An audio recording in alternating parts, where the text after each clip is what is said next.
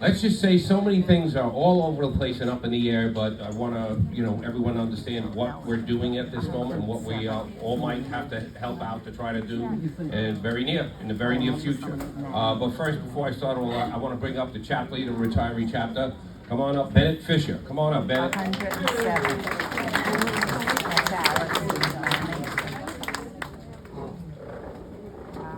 That's Hi, thanks, Michael. And hi, everybody. It's really great to see you here. I hope that some of you, if not most of you, have introduced yourself to me on Zoom, and I hope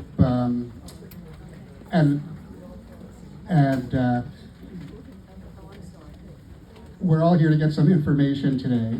And when I say information, I mean we need information on a bunch of levels, because a lot of the stuff that we're concerned with here, as a union, and the things that we want to know about are also happening on the national level. So just like we have to fight and protect the health care that we have, and I know that, most of you probably know that I was elected to this position last year largely on a platform that was to protect us from the Medicare Advantage switch that the city was trying to do.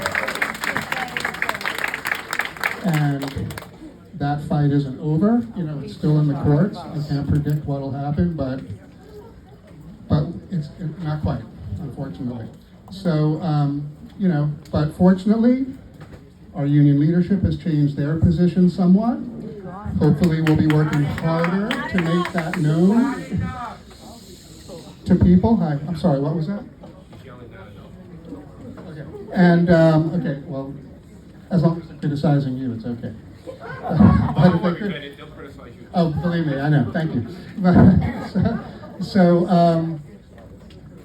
Yeah. So there's that, but there's also what we're now dealing with on the national level, right? I mean, we see the secretaries of all our departments that are there to destroy the departments that they're secretaries of.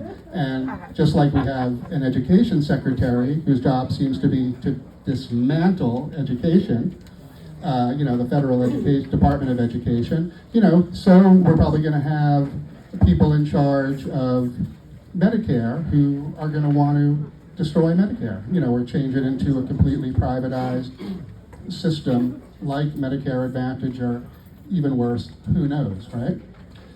And when I say even worse, I'm not denigrating all Medicare Advantage plans. They're, make your choice.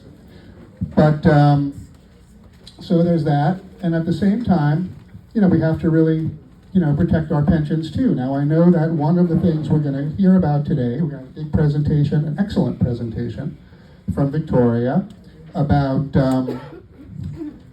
something that some of you, but not all of you, were probably aware of, but that came to the forefront over the last, few weeks, and that is that there was a piece of legislation that got put into the state budget that changed the formula of that New York City contributed to our pensions. Okay, it didn't change the contributions that our members put in, what you all put in, we all put in during our careers.